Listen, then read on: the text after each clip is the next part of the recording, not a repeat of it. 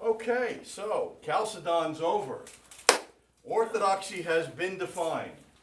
All is right with the world, right? Right. Oh, no, mon frère. Things are just getting interesting. So Chalcedon ends 451. Orthodoxy has been established. The pinnacle, as I said last week, of the ecumenical councils. No sooner did they close the doors on the Council of Chalcedon than trouble started brewing. Justinian becomes the emperor. Justinian was a learner. He was indefatigable. He was unwearied in his activity. He was ecclesiastically devout, incredibly vain, overtly ostentatious, and he was a man who aspired during his long and in some respects brilliant reign of nearly 30 years to the united renown of that's what his aspiration was, to the united renown of a lawgiver and a theologian, a conqueror, and a champion of the true faith. This is what he aspired to. This is how he is depicted historically. He used to spend the entire night in fasting and prayer and in theological discussions and studies. He placed his throne under the protection of the Blessed Virgin and the Archangel Michael. And especially in his novellas, he confirmed and enlarged the privileges of the clergy. So, once again, what are we seeing in church history? A mixture of Justinian church and state. He adorned the capital and the provinces with costly temples and institutions of charity, and regarded it as his special mission, and here we go, to reconcile heretics and to unite all parties of the church and to establish the genuine orthodoxy for all time to come. Very noble, but we haven't actually gotten into what he believes yet. Now, in all of this, Justinian considered himself, he fancied himself, the chief actor, the progenitor, the initiator, the motivator, although in most situations he was simply an instrument of the empress. And in other words, happy wife, happy life. And his wife was a piece of work. So he either was moved by his wife or court theologians, and his efforts to compel a genuine uniformity only increased the divisions in the church and the state. The best laid plans of mice and men. He was, however, a great admirer of the decrees of Chalcedon, and by imperial decree, he ratified the 4 ecumenical councils in his Justinian's Code, the Code of Roman Law. However, his famous / infamous wife, Theodora, was a beautiful, crafty, unscrupulous woman, whom he, if we believe the report of Procopius, who was a very, very well-respected Eastern historian in the 6th century, Justinian raised his wife Theodora from her low societal rank, even from a dissolute life. Anybody know what dissolute means? Prostitute. That didn't take long. She was a professional young lady, and he raised her to the partnership of the throne, and as empress, she displayed interestingly enough. The greatest zeal for the church and for ascetic piety, and was secretly a devoted Monophysite, which comes into play. She is known to have stated openly, listen carefully, God was crucified for us. And this statement was actually sanctioned by her husband in an imperial decree in 533. So now we can see we're 80 years past Chalcedon, and the Monophysite issue is still before us. Can I ask a question? What is Monophysite? This is what happens when you come in 90% of the way in a Bible study. The only thing I can suggest is go back and look at the lectures.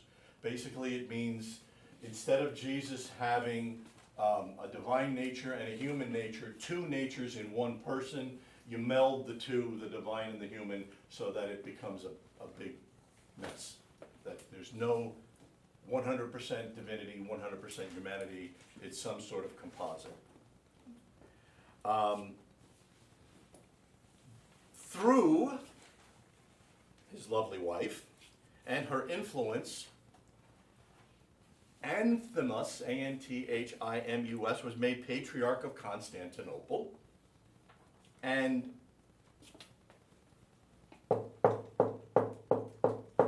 Vigilius, keep that name in mind, Vigilius, Vigilius, because he is critical to this time period. He was made Pope of Rome. Anthimus was made the Patriarch of Constantinople 535, Vigilius in 538, Pope of Rome. However, Vigilius was made Pope based upon a secret stipulation made between he and Theodora that Vigilius would support the Monophysite party. Well, as political intrigue usually plays out, and Anthimus was deposed as being a Monophysite, and Vigilius didn't keep his promise. So here was a pope that changed his mind. All right. So this sets the stage, okay? We've got the Monophysite battle now bubbling. It is seething underneath this interaction between church and state. And what winds up coming to the fore is the work of three previous theologians. We'll get to them in a minute. It's called the matter of the three chapters. The three chapters. As a matter of fact, if you still have your chart that I gave you, you will see, or maybe you won't. Nope. Condemned. Okay. So let's take a moment and actually go over this. Do you have Chalcedon filled in? Yeah. Okay. So we've got the declaration of Christ's two natures, right?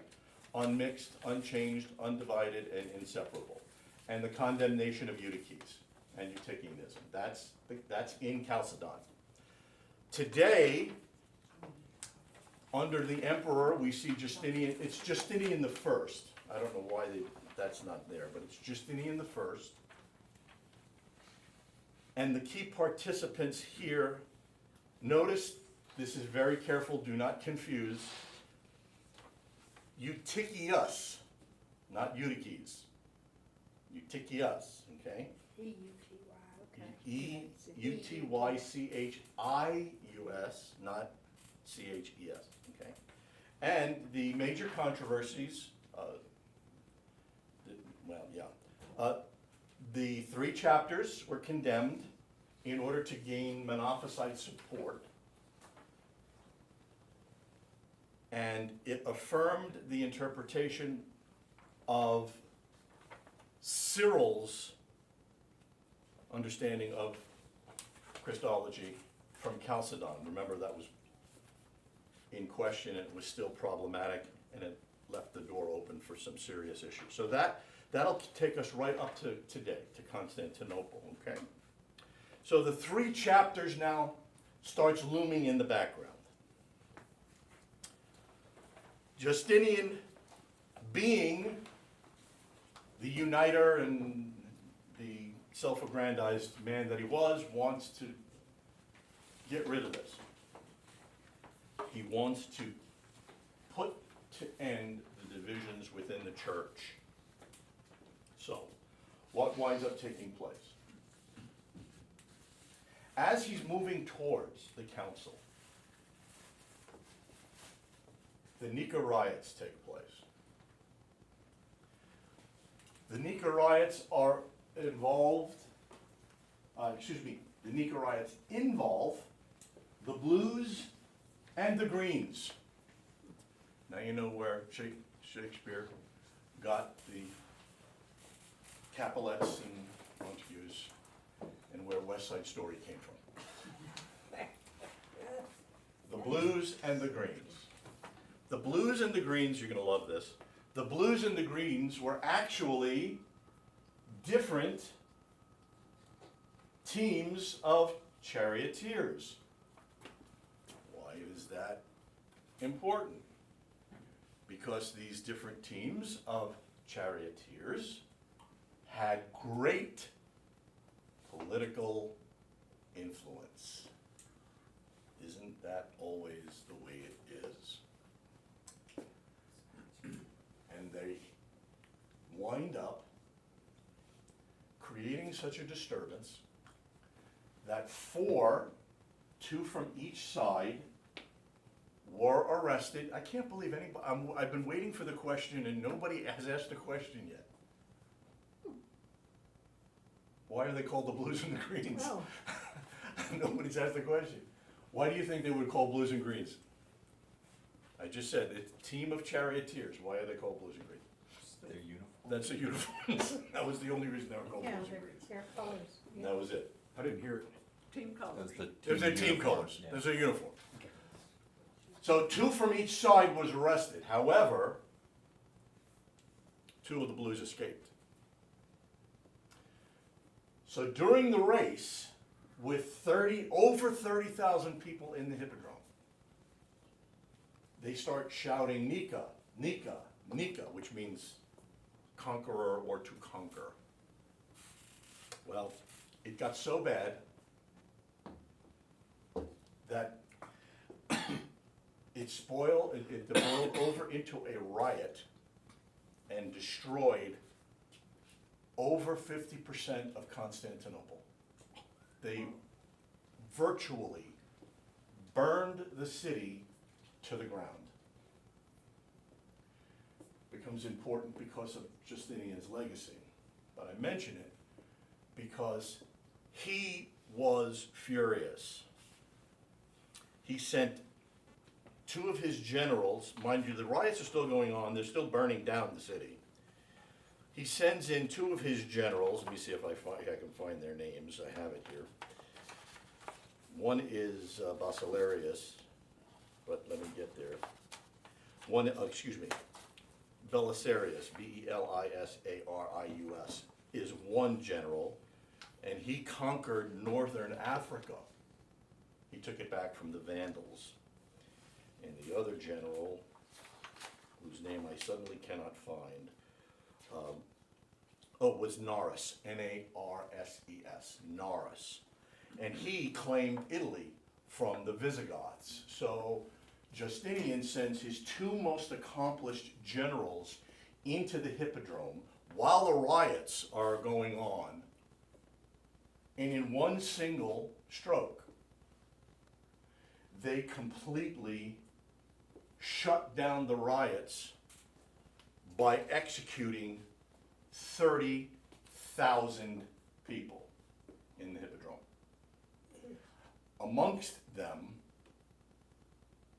was Hypatius, Hypatius, who happened to be the nephew of the former emperor, which created a massive, massive political fallout, which we don't have time for. How do you assassinate 30,000 people?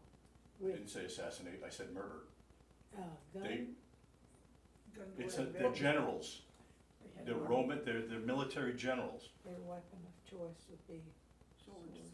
The weapon of choice is 10,000 soldiers coming and killing people with swords. Swords and lances. This is, we're talking about the 5th century, there's no Yeah. guns, Yeah. so they're coming in with swords and just chopping heads off. Out of this, however, a couple of things arose, which create difficulties throughout the empire moving forward. Number one, your city is burned to the ground, how do you rebuild your city? Slave labor. Okay, but you also need something else. What else do you Land need? and money. There you go. So what? Money. Capital. How do you get capital out of a city? Taxes. Virtually to death. The taxation was hideous, and it created a backlash of resentment and protests throughout. However, on the other hand, he did something to which today we are still indebted. Anybody know what he did during, I'll give you a hint. It has to do with architecture.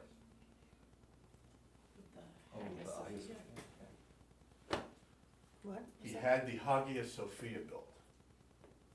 Magnificent, beautiful. If you've ever seen pictures of it, it's just spectacular. So he was kind of a mixed bag. Now, okay, we've got that. Now let's get into this mess. So, we wind up dealing with the 3 chapters. And I'm really condensing a lot of material so that we can get through this today. Justinian decides, I'm tired of the disputes with these folks, and notice their dates. Why is he up here? Okay, that's supposed to be Ibis. Why is he? Okay, anyway. This is what happens when I write on the board.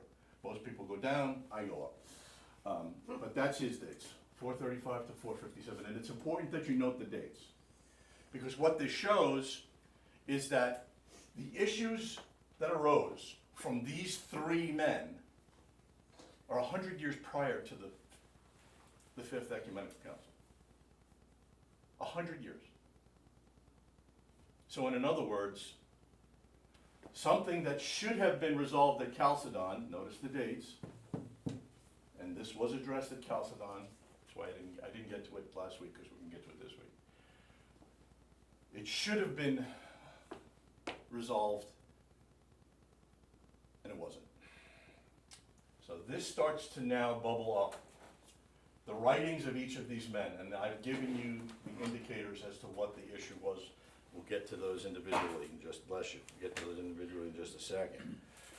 Justinian says enough is enough.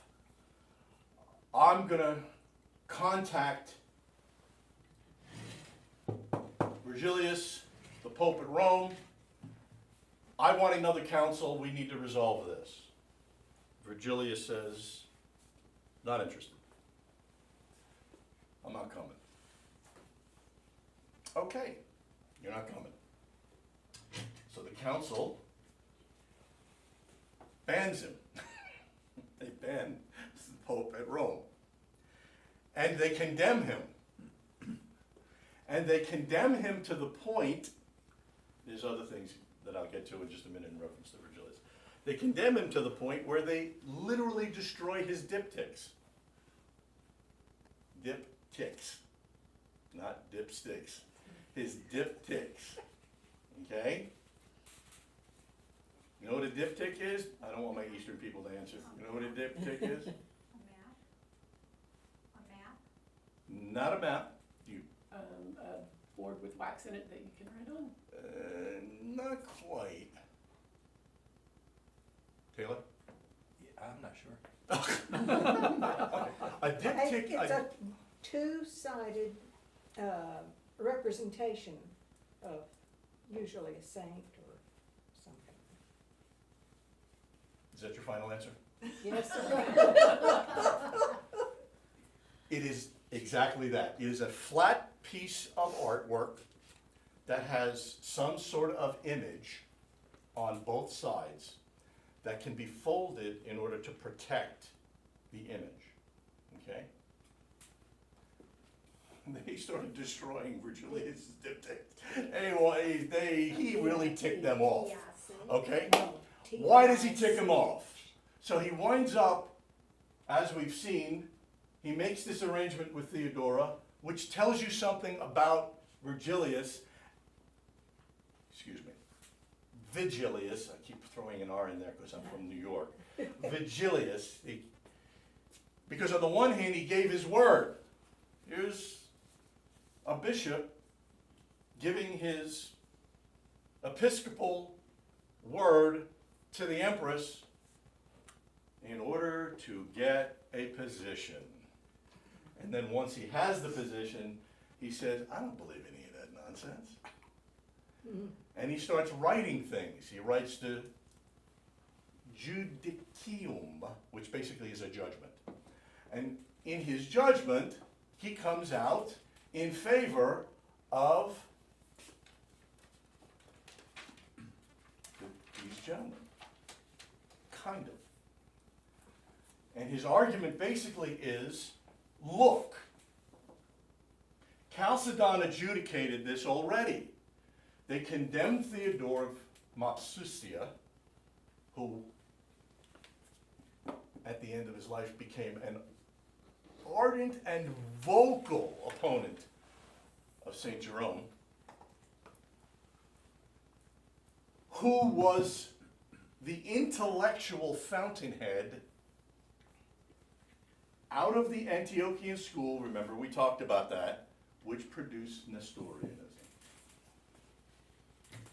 And Theodore is considered to be the brainchild, taking Nestorius' work and really running with it. And Vigilius said, look, hey, we've already been through this. Theodore was condemned. Theodoret and Ebus, however, while chastised verbally, were considered Orthodox. And they died, as you can see, same year, in the grace of the church, as members in full communion. So Vigilius said in his Judicium, no, there's no issue here. And besides, no pope or emperor has the right or the authority, note this, because this comes back to haunt us forever. No pope or emperor has the right or the authority to condemn dead men who died in communion with the church. Now that seems like a pretty fair conclusion. And they said, nope. Virgilius, you're wrong. What do we have for him on door number 3? Door number 3 is we're going to arrest him and send him to Constantinople for 7 years. And at the end of that 7 years, on his way out of Constantinople, as he goes through Syracuse and Sicily, he dies before he can get home to Rome.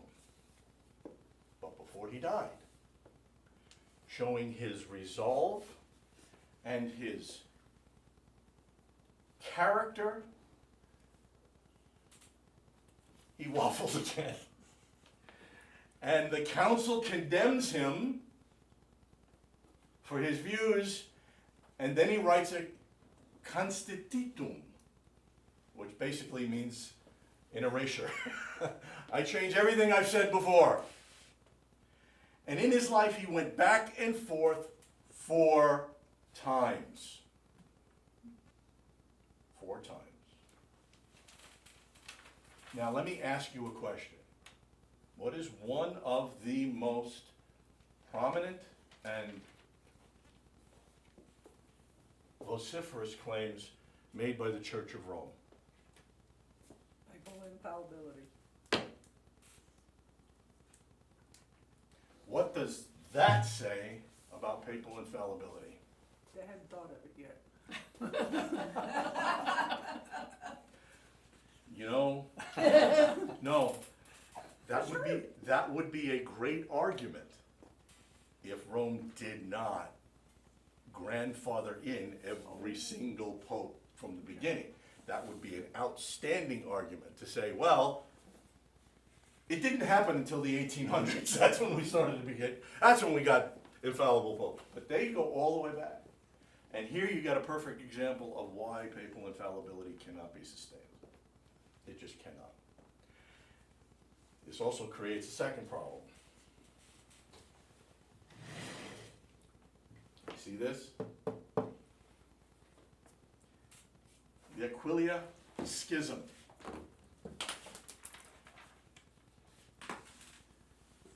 Pay close attention to this because this is also very important in reference to our understanding of Rome.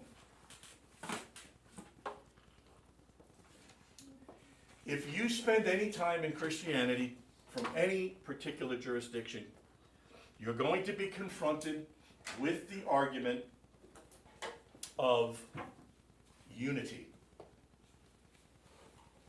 We have never had any divisions amongst our brethren. You hear it from the East, you hear it from the West, you don't hear it from Protestants because people would laugh them out of the building.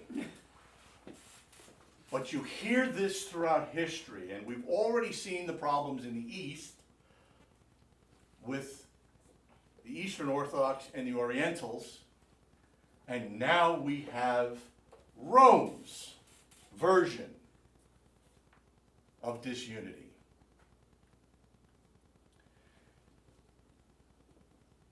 In Aquila, North Africa, Italy, and a host of other Western Occidental enclaves, they sided with Julius. And what wound up happening was a split.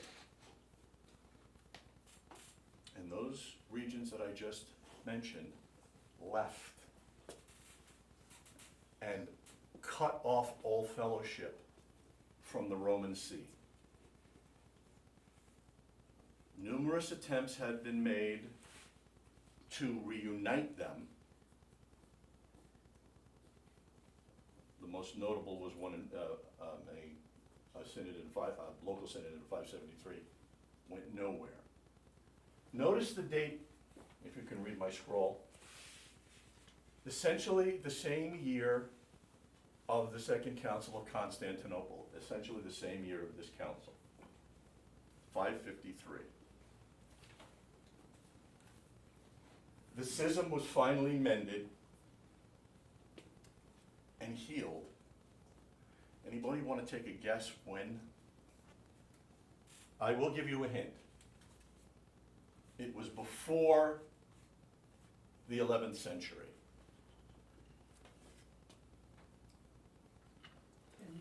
150 years of outright division in the Roman Church. And last week I mentioned it, and I've mentioned it on more than one occasions. What all of this demonstrates is the abject lack of understanding. We talked about it in Christian Ed when we were talking about Muslims not knowing what their own people teach about the Quran. And we have the same problem. Christians have no idea what their church believes, not only the denomination, but Christianity in general. They heard somebody say something somewhere at some point on some radio station while they were driving through some state, and that's what the truth is. And we hear from our Roman brethren all the time. We've never been divided.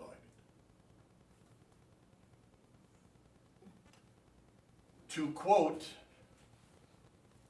Andre the Giant from The Princess Bride, I don't think that word means what you think that word means, because that's not never. This is 150 years of something. So it's important to keep these things in mind. Now, if you want to see some of the best soft shoe dancing, bring this up to any Roman advocate, and you'll watch them play Fred Astaire, Gene Kelly, the Hines brothers. Man, they're dancing all over the place. They look like somebody set their feet on fire. But you can't get around. We've never been divided for 150 years. You cannot get around that, historically. And that's one of the reasons I go through some of the minutiae in this, so that you can make those connections. Okay? Now let's get to the meat of it. Right after Constantinople, the works of these men start to reverberate, even though, Chalcedon, the works of these men start to reverberate through the church, creating all sorts of difficulties. Theodore of Mopsuestia was an overt Nestorian.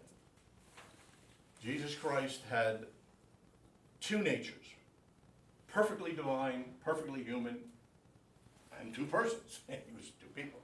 And we already know Nestorianism condemned outright. Now here's an interesting, Ibis, okay?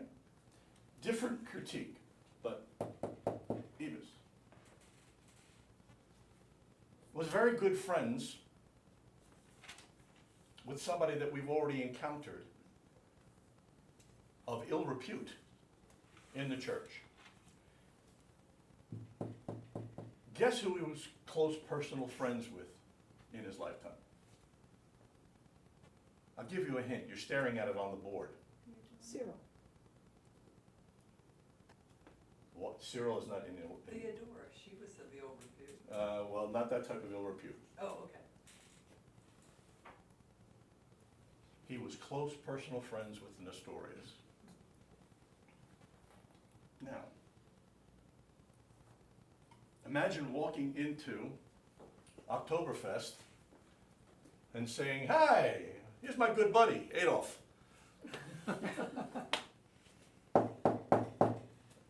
It was only a matter of time before the hammer came down on Ibis. And then the two letters that he wrote to the Persian bishop, Marius, did not put him in good stead. But we'll get to him in just a second. So Theodore of Mopsuestia is the easy one. Nestorian, he's gone. They condemned him at Chalcedon. They simply re-condemned him in Constantinople. No harm, no foul. Theodoric, on the other hand, and Ibis, on the other hand, had their works analyzed, and they were acquitted. They were considered orthodox from Chalcedon. There's another issue that we have to face when we're talking about church history. And we hear about the infallibility of church councils. Rome makes hay about that. Well, you've got Chalcedon saying these two men are orthodox. You have the Council of Constantinople admitting that that's what Chalcedon said. You can read it in the sessions. Yes, we know that Chalcedon said that, but they're wrong. Theodoret was condemned because he went after Origen, and he went after Origen hard. let me read some of what he critiqued.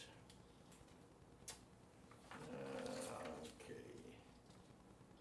I want to get the specific, as you can tell, I'm skipping around a lot of material, but I want you to actually hear what he charged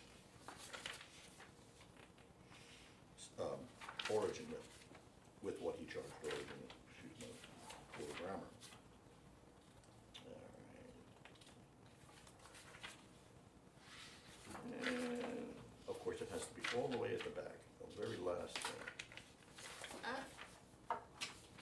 Okay.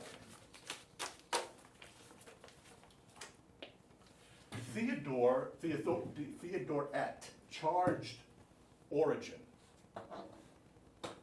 Remember what we said about Origen at the very beginning, right? Remember what my position was and what I have said on more than one occasion when you have men coming to difficult theological issues, attempting to forge a new way through orthodoxy. You give them some grace because they don't have others on which to rely. That's one of the reasons this seems to be, to use an inappropriate term, but it seems to be petty. Because Origen lived 200 plus years before Theodoret. So now you're going after him?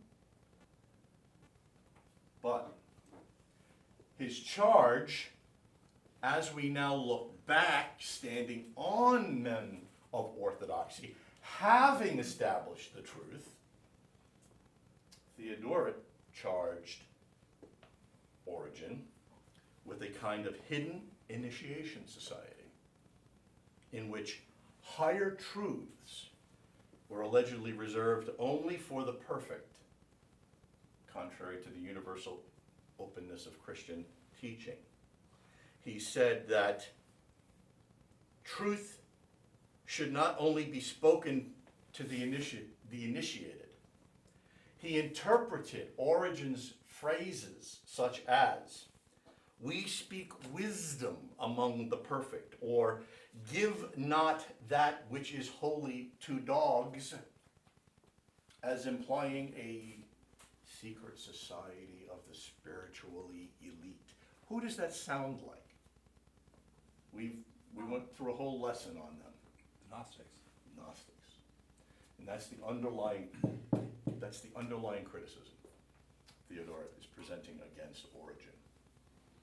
He's essentially accusing him of being a Gnostic. And now you can see why Constantinople was so aghast. Not only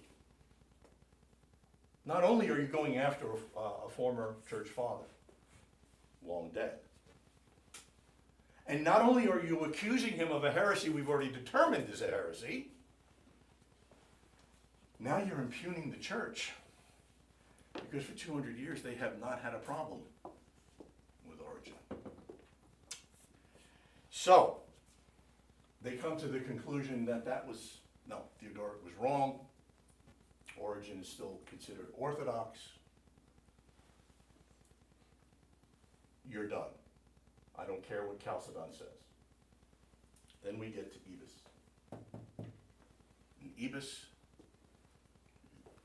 is the truly interesting one of the three.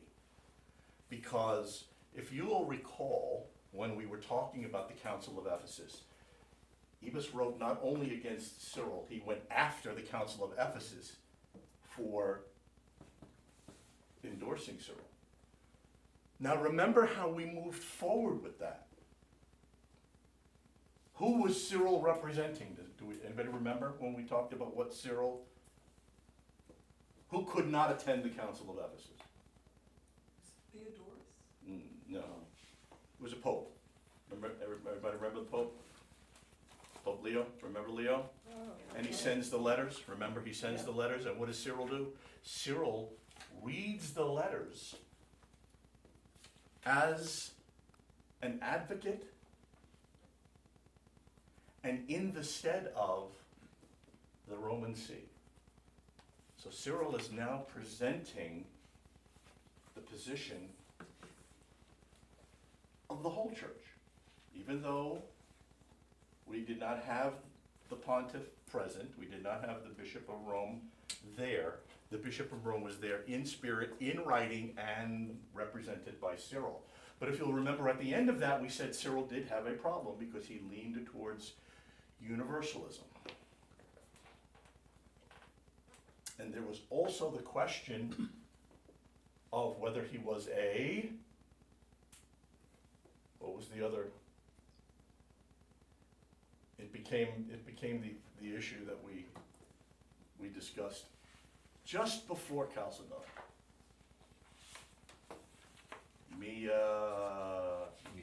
Not Pharaoh, yes, Monophysites. I'm just seeing if anybody's awake. Cyril argued for Monophysitism. Remember how we stated that his understanding of it was a little bit different, and what we probably were dealing with Cyril was different terminology explaining the same thing. That was what we were looking at. We were giving Cyril the benefit of the doubt. Eva said, no, we're too far along now. Now we're in the 400s, and we know too much. Cyril, and this is what got Ebus excommunicated. Cyril was accused by Ebus of being an Apollinarian. And if you want to truly slander somebody fast, just call them an Apollinarian, except for Bill Craig.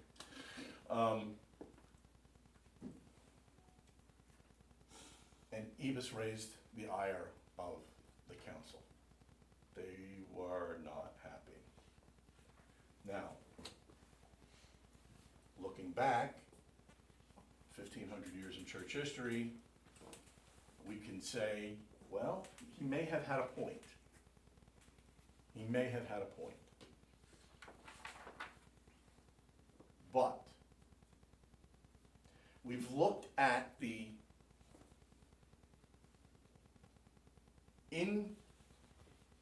indefensible argument for papal infallibility, right? We've now looked at the indefensible argument for Roman unity, right? And now we get the broader problem, the infallibility of councils. If these two men were determined to be orthodox by an ecumenical council of over what? Almost 600 bishops? And now the Second Council of Constantinople gathers together with only 160 bishops. The second or the first? Pardon me? Are we on the second one? I thought we were on the first one. No, this is the Second Council of Constantinople. We're in the 500s. So- Oh, okay, never mind, I'm sorry. That's all right. Okay. So now we see one council contradicting another. And the whole point, mind you, the whole point of this council was Justinian's attempt to placate who? Theodore. I'm sorry? Theodore. Yeah, his wife. He wanted to kind of get in good with the Monophysites for political reasons. Remember, we're now in the 6th century and we've seen this incremental intrusion of the state into the church, and now it's just full blown. We have another emperor calling a council. And 1/3 of the number of bishops that showed up at Chalcedon showed up here. And the Pope of Rome declined completely.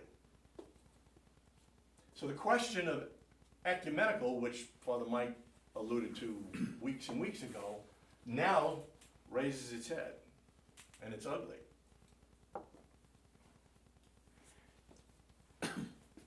In theory, this is good because I'm going to actually close before we get to noon.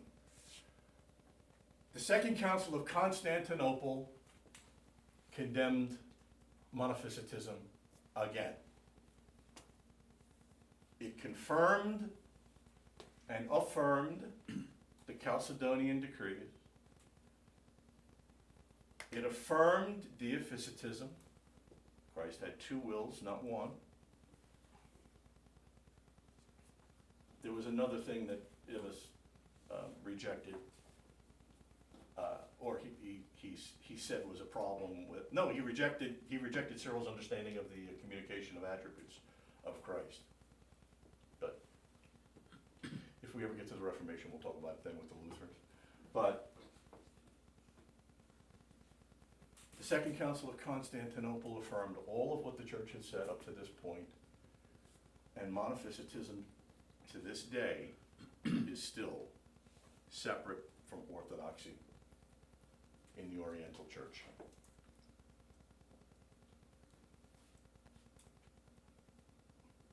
This is messy. And whenever you hear somebody speak of the early church and their church in such dogmatic terms, we've never been divided, you know that they really haven't spent much time in church history. You guys, whether you realize it or not, you are light years ahead of the average Christian on the street if you can grasp 1/10 of what I've been talking about over the weeks in this particular topic. You're going to look at people when they start talking, and you're going, hey, that ain't true. Okay, question?